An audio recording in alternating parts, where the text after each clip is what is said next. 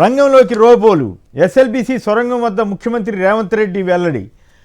నేడు ఎమ్మెల్సీ ఓట్ల లెక్కింపు. వైఎస్ఆర్సీపీ వాళ్లకు చిన్న పని చేసినా ఊరుకోను. చిత్తూరు జిల్లా గంగాధర నెల్లూరులో సీఎం చంద్రబాబు హెచ్చరిక. ఇది విషం నిండిన మాట. విజన్ ఉన్న అంటూ చంద్రబాబు గారు ఇది విషం నిండిన మాట. విజన్ ఉన్న నాయకుడి మాటగా జగన్ గారి వ్యాఖ్యల్ని పోలుస్తూ వాళ్ళిద్దరి మధ్య ఉన్న తేడాన్ని ప్రముఖంగా ఇచ్చారు. చంద్రబాబుది రాజ్యాంగ ద్రోహం. సీఎంగా పదవీ ప్రమాణం యథేచ్ఛగా ఉల్లంఘన. వైఎస్ఆర్సీపీ వాళ్లకు పనులు చేయకూడదంటూ బరితెగింపు వ్యాఖ్యలు. ముఖ్యమంత్రి తీరుపై సర్వత్రా విస్మయం. న్యాయస్థానాలు ఆయన్ను ప్రశ్నించాలన్నది సర్వత్రా అభిప్రాయం. గతంలో రాజ్యాంగ ధర్మాన్ని పాటించిన వైఎస్ జగన్ తీరును గుర్తు చేస్తున్న నిపుణులు. కక్ష సాధింపులో బరితెగింపు. పివి సునీల్ కుమార్ సస్పెన్షన్. ఇది సర్కారు పెద్దల కుట్ర అంటున్న దళిత సంఘాలు. తీవ్రస్థాయిలో దీని మీద చాలా దారుణంగా అంటే గతంలో చంద్రబాబు గారి ప్రభుత్వంలో జరిగిన అవినీతి కుంభకోణాలను బయటికి తీసుకొచ్చినటువంటి సునీల్ కుమార్ని ఏ రకంగా కక్ష కట్టాలన్న దాని మీద అర్థం కాక ఏమి దొరక్క చివరికి ఆయన ఎప్పుడో విదేశాలకు వెళ్ళినప్పుడు ఒక దేశం నుంచి ఇంకో దేశానికి వెళ్ళినప్పుడు పర్మిషన్ తీసుకోలేదు అని చెప్పి మొదట పర్మిషన్ ఉంది, ఇంకెక్కడో ఒక చోట నుంచి ఒక చోటుకి వెళ్తే పర్మిషన్ తీసుకోలేదని చెప్పి ఆయన్ని సస్పెండ్ చేసే పరిస్థితి ఆంధ్రప్రదేశ్లో దాపురించింది. ఇప్పటికే పలువురు ఐపీఎస్ని సస్పెండ్ చేశారు.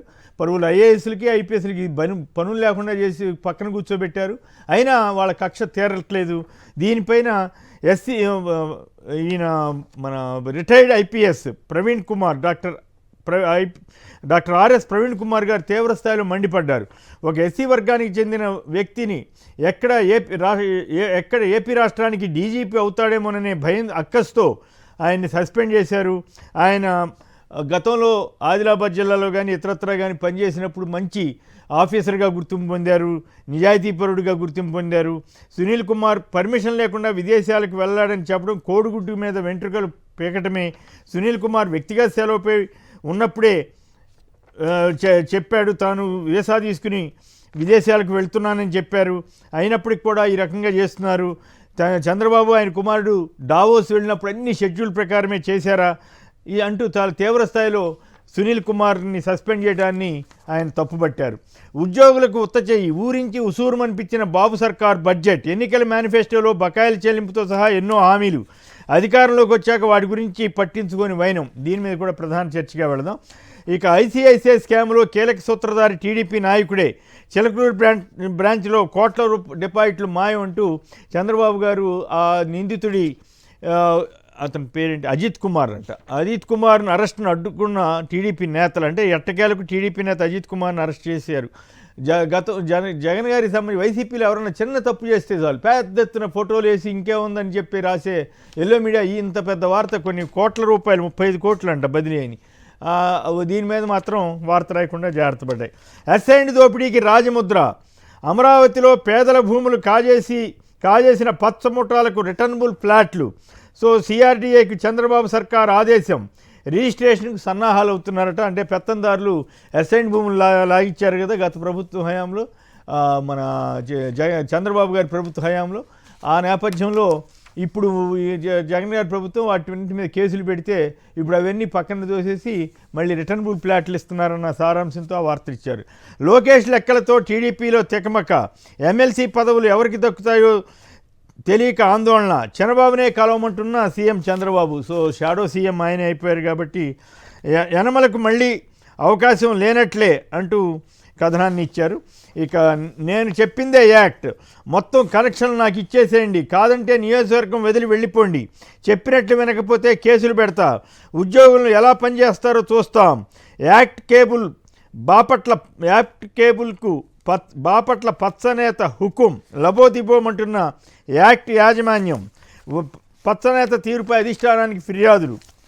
ఇక ఆంధ్ర వర్సెస్ తమిళనాడు పోలీసు. బియ్యం అక్రమ రవాణాను అడ్డుకునే ప్రయత్నంలో తమిళ పోలీసులు రాక తమకు సమాచారం లేదని వారిని పట్టుకున్న ఆంధ్ర పోలీసులు. విచిత్రం ఏంటంటే ఆంధ్ర పోలీసులు హైదరాబాద్ వచ్చి తెలంగాణ రాష్ట్రంలో ఉన్నటువంటి హైదరాబాద్ వచ్చి పోసాన్ని ఇంకెవరెవరిని పడితే వాళ్ళని కనీసం ఇక్కడ లోకల్ పోలీసుకు చెప్పకుండా నిబంధనలు పాటించకుండా తీసుకెళ్ళిపోతున్నారు. తమిళనాడు పోలీసులు అక్రమ బియ్యం రవాణా కోసం వస్తే అడ్డుపడ్డారట, ఆంధ్ర పోలీసులు అడ్డుపడ్డారట. కుప్పంలో కలకలం రేపిన తమిళనాడు బియ్యం అక్రమ రవాణా, ఇందులో టీడీపీ నేత హస్తం ఉన్నట్లు అనుమానం. ఇంకో ఇంట్రెస్టింగ్ విషయం ఏంటంటే ఎమ్మెల్యే సతీమణికి 50 లక్షలు ఇచ్చా, చంద్రగిరిలో పోస్టింగ్ కావాలంటే డబ్బులు ఇచ్చి తీరాల్సిందే, లంచం కోరుతూ ఓ కాంట్రాక్టర్తో పంచాయతీ ఓ ఫోన్ సంభాషణ లీక్ అయిందంటూ ఓ కథనాన్ని ఇచ్చారు. ఒకసారి తిలక్ గారు చెప్పండి, ఈ రకంగా ఆంధ్రప్రదేశ్లో జరుగుతున్న అవినీతి పంచాయతీలు, నేను చెప్పిందే యాక్ట్ అని ఒక ఆయన, 50 లక్షలు ఇచ్చానని ఇంకోళ్ళు, ఇవన్నీ ఆంధ్ర పోలీసులు తీరుతెన్నులు, తమిళనాడు వాళ్ళు అక్రమ రవాణా కోసం వస్తే అడ్డుపట్టడం, ఇంకోళ్ళు అయితే ఈ రకంగా ఈ పరిస్థితి మీద మీరు సంక్షిప్తంగా మీ వ్యాఖ్య ఏమిటి? సార్, మీరు చెప్పిన చాలా చిన్న విషయాలు. 100 కోట్ల కుంభకోణాలు జరుగుతున్నాయి. సెక్రటరేట్ సాక్షిగా 4-5 ముఠాలు దందాలు చేస్తున్నాయి. ఇవన్నీ కూడా ప్రభుత్వ పెద్దలకు తెలిసి కూడా మౌనంగా ఉంటున్నారు. అందువల్ల ఇప్పుడు మీరు చెప్పిన విషయాలు చాలా చిన్న విషయాలుగా నేను పరిగణిస్తున్నాను. రెండోది అధికార దుర్వినియోగం. అసలు చంద్రబాబు నాయుడు గారు చెప్పిన దాని మీద మళ్ళీ డిస్కస్ చేస్తాను. సపరేట్గా చేద్దాం. ఏంటి చిన్న చిన్న అంశాలు ముందు కొన్ని అంశాలను అన్నిటినీ చర్చించలేం కనుక కొన్నింటి మీద సంక్షిప్తంగా మీ కామెంట్లు తీసుకుని అది చేద్దాం. మామూలుగా అయితే గతంలో 50 లక్షలు ట్రాన్స్ఫర్ దేనికో లంచం అని ఒక ఎమ్మెల్యే గారు కూడా కాదంట, ఎమ్మెల్యే గారి భార్య అంట మరెవరో మహానుభావురాలు అని లీక్ అయిందంట. ఇట్లాంటి వార్తలు మామూలుగా అయితే ఫస్ట్ పేలో ప్రముఖంగా వచ్చాయి.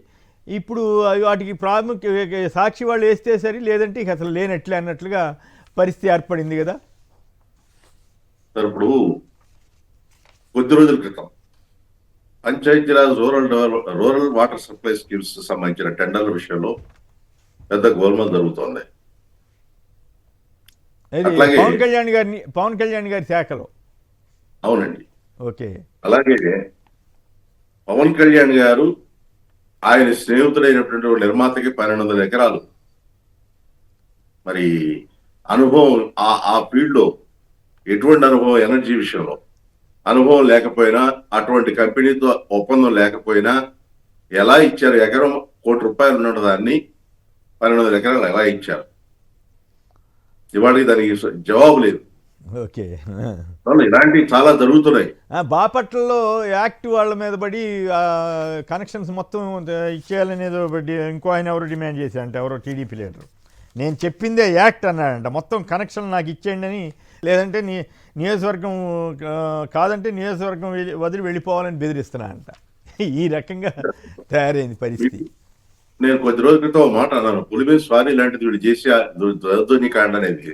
ఎలా అంటే వైసీపీ వాళ్ళది అయిపోయిన తర్వాత పార్టీలోనే ఇంటర్నల్ గా కొట్టుకుని వస్తారు. ఇప్పుడు అంతేనా? వైసీపీ వాళ్ళని తర్వాత ఆ పరిస్థితి నెమ్మదిగా మొదలైంది. Okay, right. ఇలాగైతే కష్టమే. జీతాల పెంపుపై ఉద్యోగుల అసంతృప్తి అనుకున్న స్థాయిలో పెరగడం లేదంటున్న 47% మంది, ఈ ఏడాది కూడా 10% లోపే ఉంటుందన్న 30% మంది ఫౌండిట్ సర్వేలో వెల్లడట. సీఎం పదవికి చంద్రబాబు అనర్హుడన్న వైసీపీ సీనియర్ నేత శైలజానాథ్, మాజీ మంత్రి కూడా ఆయన, ప్రభుత్వ ప్రచారం బాధ్యత ప్రైవేటుకి అప్పగిస్తారటండి. ప్రత్యేకంగా కమ్యూనికేషన్ ఏజెన్సీని నియమించనున్న ప్రభుత్వం. ఇక అసైన్డ్ దోపిడీకి రాజముద్ర, అమరావతిలో పేదల భూములు కాజేసిన పచ్చముఠాలకు రిటర్నబుల్ ప్లాట్లు. ఇక బిల్డప్ బాబాయిలు, ప్రతి రైతుకు 20,000 సాయం అంట. ఆయన ఏం చెప్పాడు చూశారు కదా, అంతకుముందేమో జగన్ గారు కేంద్ర సాయంతో కల్పిస్తున్నారు, మేము వస్తే మొత్తం మాది సపరేట్గా ఇస్తామని చంద్రబాబు గారు చెప్పిన వీడియోలు అనేక ఉన్నాయి. వీళ్ళు బిల్డప్ బాబాయిలు ప్రతి రైతుకు 20,000 సాయం చంద్రబాబు గారు ఇస్తున్నట్లుగా ఇచ్చారు.